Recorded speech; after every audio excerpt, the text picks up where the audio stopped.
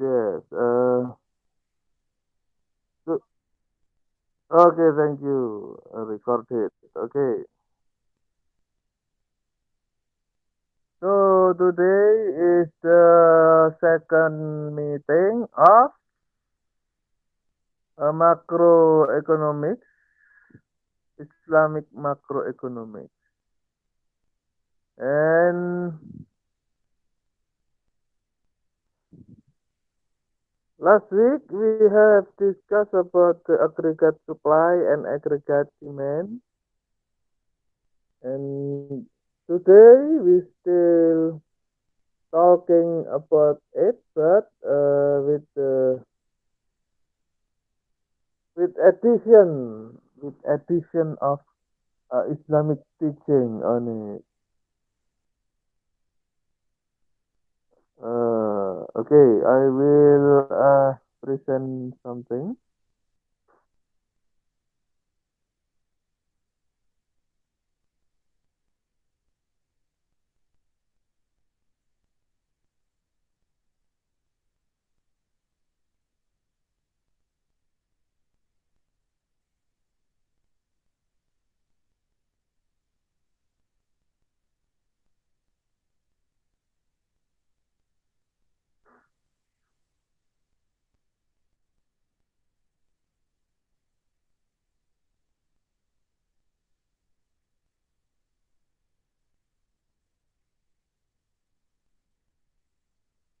Hello, hello. Can you see? Can you see? Yes, Yes, sir. sir. Okay. So I have found this slide in slide share, and this slide is relevant with our topic today. Okay. General equilibrium model using the input-output model and its relationship to aggregate demand and aggregate supply. Agenda, input and output model. What is it? So we have the firm sector, the firm or the company, household, government, foreign country, and financial sector, and then aggregate demand and aggregate supply with its simulation and Islamic perspective. The concept of output and input. Input output analysis is essentially based on assumption that an economic system consists of sectors interrelated. What is it? Let's see. So it has in this picture we can see two concepts, which is business or firm and household. The business needs input from household. What is it? The input is labor, capital, land, and entrepreneurship. And then the household gets something from the firm, which is goods and services. The interrelated five sector: household, firm, government, foreign, and financial. Okay, how is it looks like? Let's see. Household get a disposable income from the government and also from the firm. And then the consumption is using the firm get their input from consumption of the household. And what is the role of the government? Government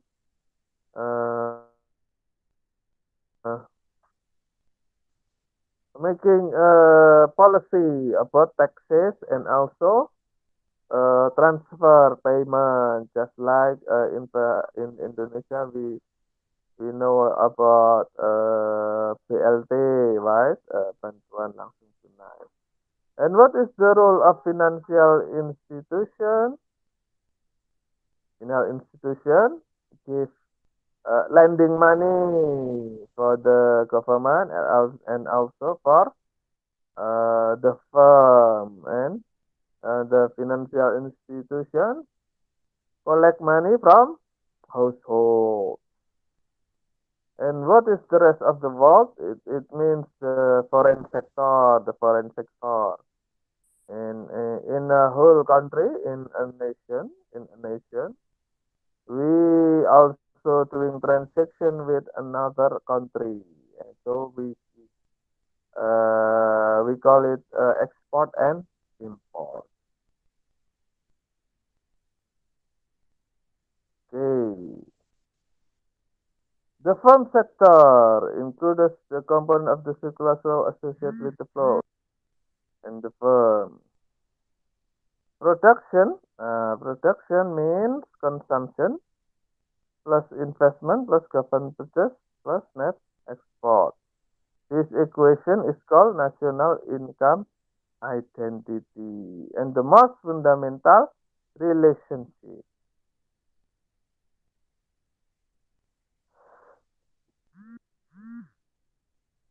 Okay, next household. Household.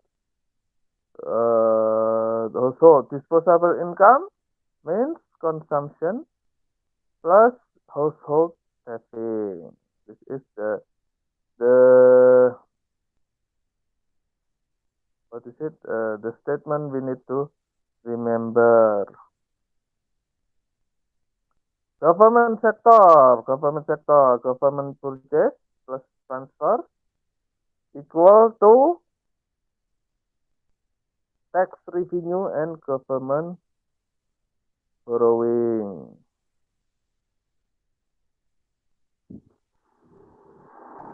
Foreign sector, borrowing from other country plus export must be equal with import. Then borrowing from the other countries equals, if it equal with import minus export, it is equal with trade deficit. So it is called surplus when export exceeds import. Financial sector, national saving is equal with private saving minus government borrowing. Okay, I think it is clear enough.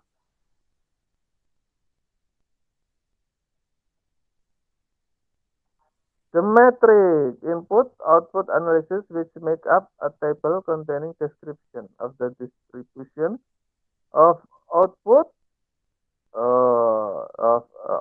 of one sector. I think this slide is made from Bahasa originally. Suatu, I think it is originally suatu. I think. Okay. Next, we skip. The interrelated of all sector. In terms of Islamic point of view, there is a hadith. Pay the labor for the ujrah or for the fee before their sweat getting dry. Uh, okay, what is else? CSR based on Ashura. What is Ashura? Ashura. Uh,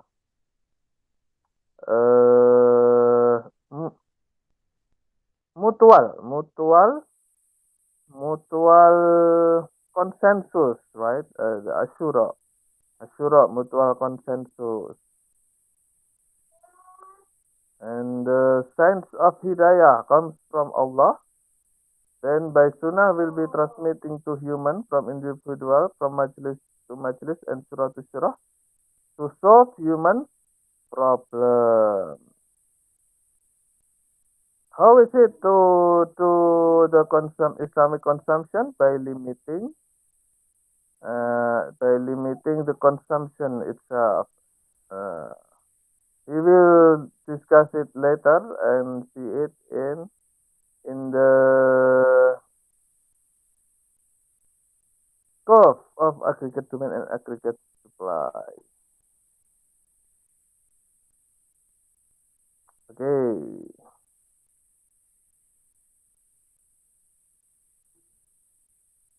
Aggregate demand and supply. Why the aggregate demand curve slope downward? Aggregate demand is the economy-wide demand for goods and service. Like the market demand curve in the microeconomics, the aggregate demand curve for the macroeconomics also slope downward, slope downward.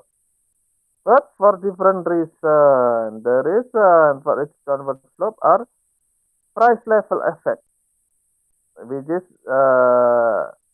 could be explained in three theory. The first is wealth effect, interest rate effect, and international trade effect.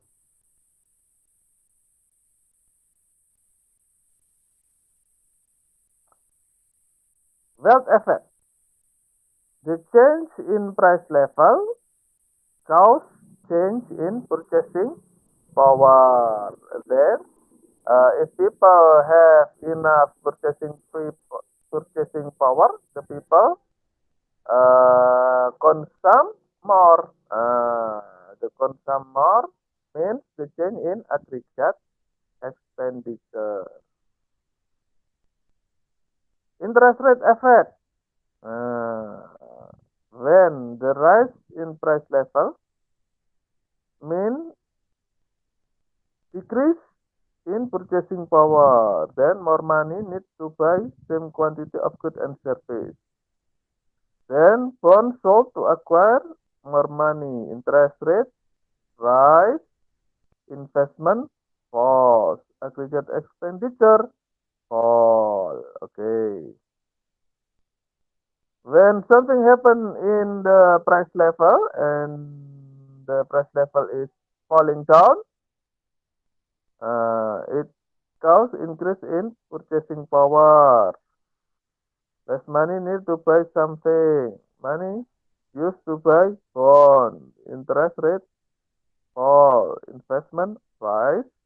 Aggregate expenditure rise.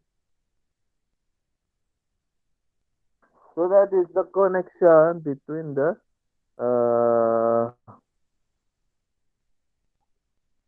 effect of interest rate. Uh, so the one that need to be remembered is the higher interest rate means lower investment. So actually we can underline that the higher interest rate is not good for economy. So if you pay attention in many uh, large country in an big country, the interest rate is nearly zero. And some country even have minus interest rate. Uh, okay, next, why the aggregate demand curve slope downward by the theory of international trade effect. The change in price level cause change in price of domestic goods and then change in net export, change in aggregate expenditure. And so this is the aggregate demand curve. Note that the changes in price result the changes in aggregate quantity demand. And the shape is sloping downward. Slope means the the horizontal level is not the same. Look, uh, sloping downward from the left side to the right side downward. Okay, factors that affect aggregate demand. Aggregate demand equals to consumption plus investment plus government spending plus export net. What is it? Consumption. Consumption is income. I mean, consumption is uh,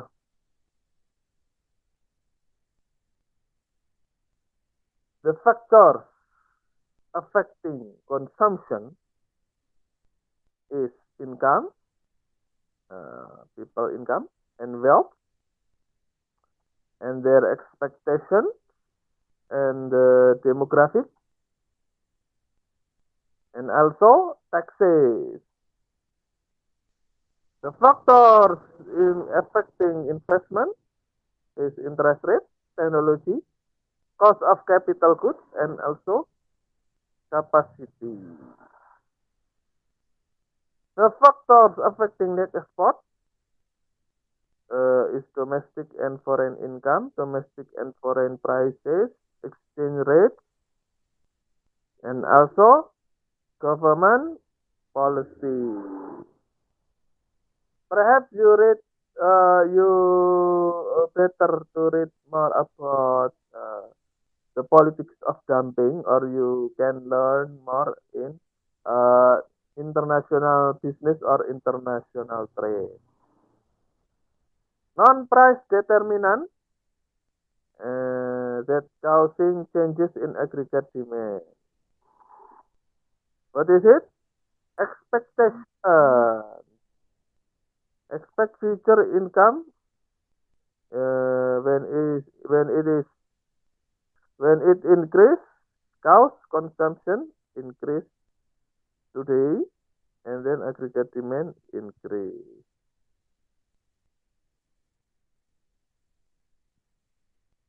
Okay. For example, you have already known that uh, the corona effect will lasting more longer, and then you decide to buy many things before the virus uh, uh, spread out. So uh, if you see the phenomena last time in the starting of corona effect, there is uh, panic buying. People panic buying because they expect that uh, the virus will make everything and uh, goods and services difficult to find. So they doing panic buying. Non-price determinant number two, foreign income and price level. When the foreign income or price rise, domestic export rise, then aggregate demand increase. Okay, next, non-price determinant, government policy, government spending cause aggregate demand increase, taxes cause uh, taxes decrease cause aggregate demand increase.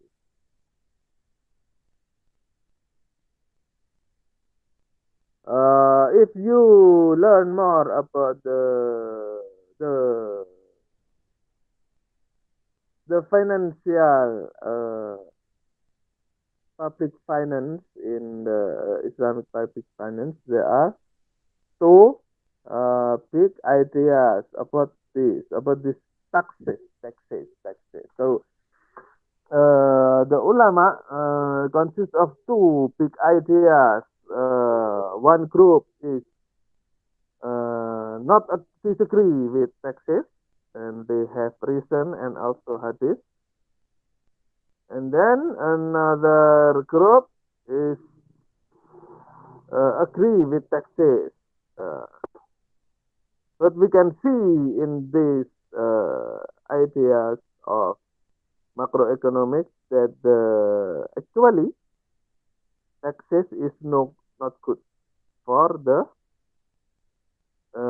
general consumption because it makes consumption get lower.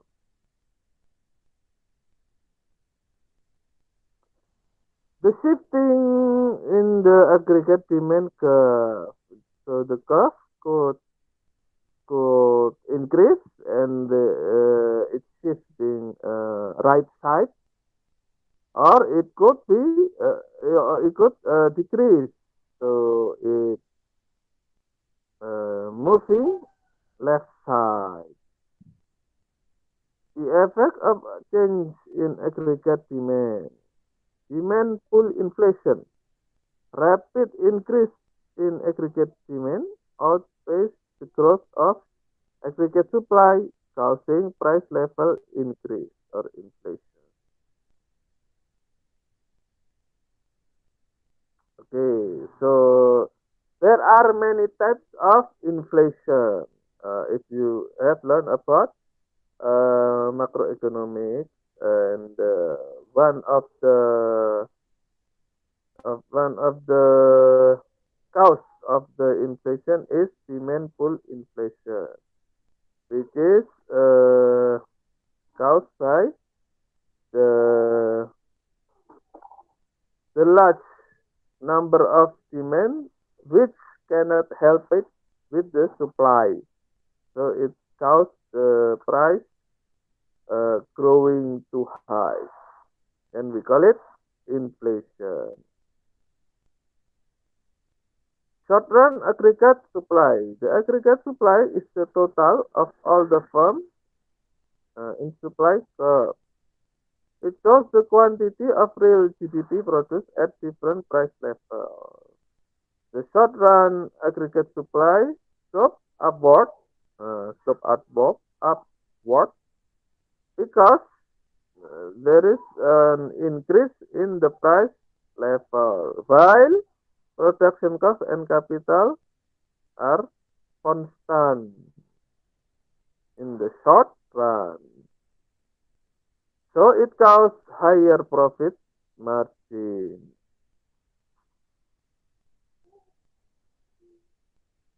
Okay, so this is the curve of aggregate supply. Just the same like origin supply demand curve in microeconomy. It's just the same. The shape of short run aggregate supply. In the short run, the capital stock is constant. Increasing the number of workers increase output but at a diminishing rate. Okay. In the short run, some price do not adjust quickly. For example, labor costs and contracted supplies. And so the price also called sticky. Stick. So the price is stick. The price is inelastic. Inelastic. The price is not changing, although everything is changing. It is called stick, sticky price. The shape of the short run aggregate supply curve. How about in the long run? In the long run, the resource costs are not fixed. The price rise, worker will want higher wages and will get the.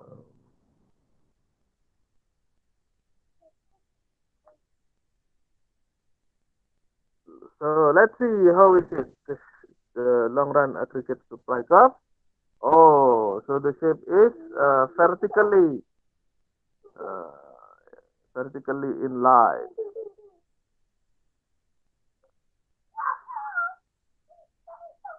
Determinant of aggregate supply.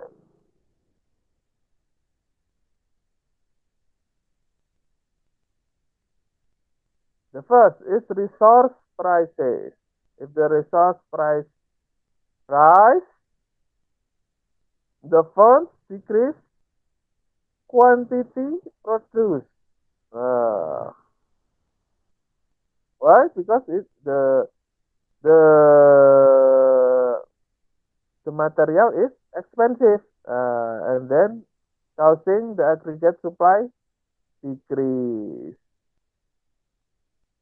Number two, we call it technology. If technology improving, the output produced per unit increase. Then it means aggregate supply also increase.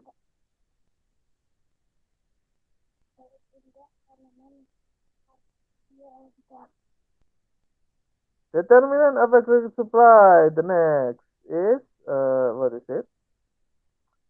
Expectations. The higher future price level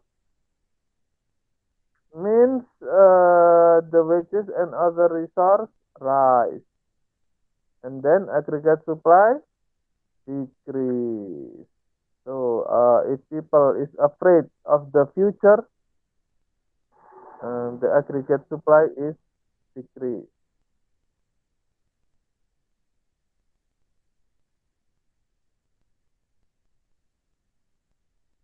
Shifting the long run aggregate supply curve. The growth occurs as the labor force and the capital stock grow, as technological innovation improves production efficiency. So with the automatization and also robotical technology, the production is more efficient year to year. The changes in short run aggregate supply. In the short run aggregate supply is sloping upward, right? And if something causing increasing in aggregate supply, then the graph will um, shifting. It it shifting. It is shifting right side if something happens and causing the aggregate supply decrease, then it will shift left side. The effect of change in aggregate supply. It is called cost cost push cost push inflation. The cost increase push to aggregate supply to the left and causing price level increase.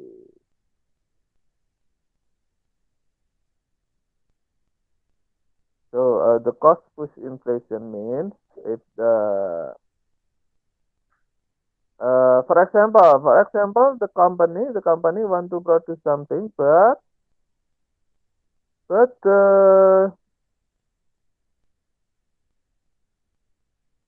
the material price is very high, so uh, they also increasing the price of the product. So it is called the cost push inflation. The aggregate demand and aggregate supply equilibrium.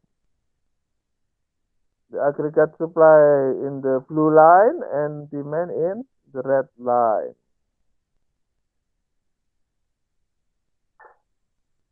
Aggregate demand and supply equilibrium. Number two.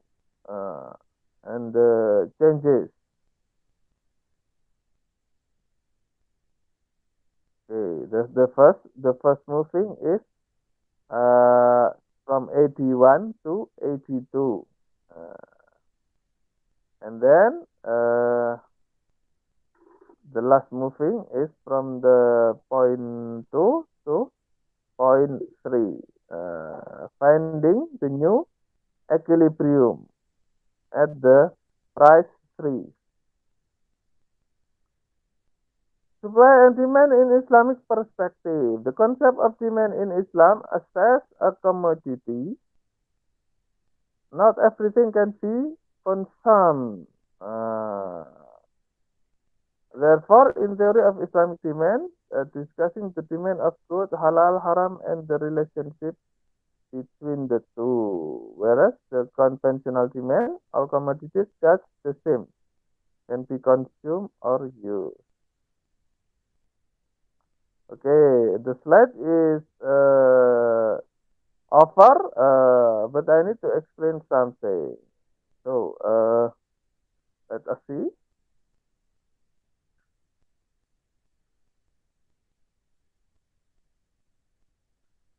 Let us go back to the free theory of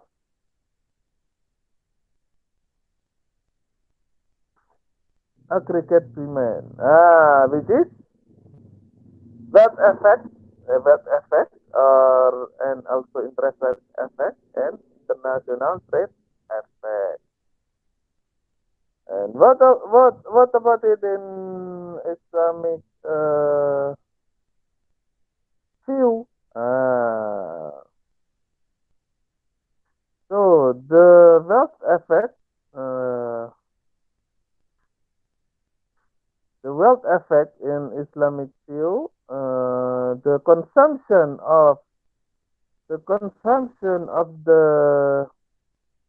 community, especially for the poor, is helped by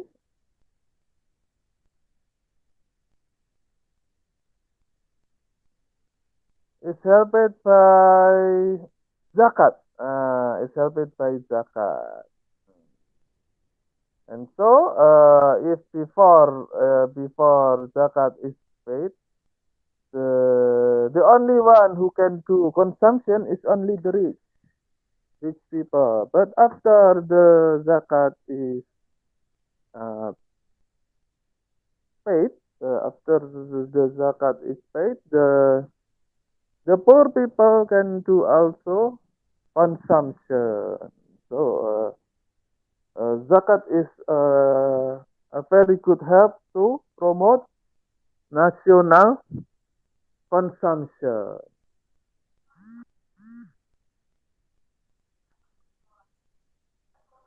If you use the theory of the interest rate effect in Islamic economic view, we have zero interest environment. Zero interest environment. So it will cause a good effect for investment. If we doing so. And what about the international trade effect? In the international trade effect, if we use the ideas of ulama who disagree with the taxes, and we eliminate all of the taxes for international trade, it will cause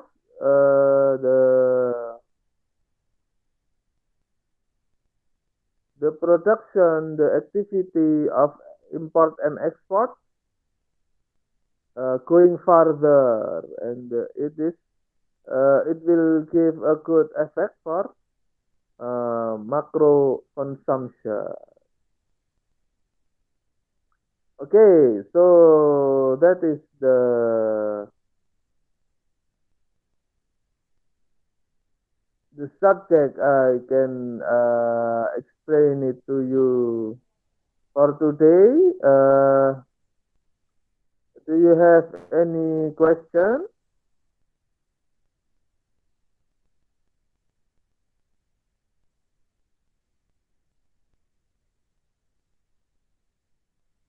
Please ask something if you have any question, or if you have No question for this time. You may ask in the group or comment in the YouTube. Okay. Let us close today's meeting. Is anyone with me still? Hello, hello,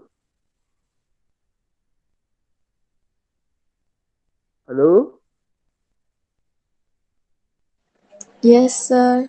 Okay, I think I'm alone. Okay, so let's close this meeting for now. And if you have question, please ask in the group and or comment. Okay.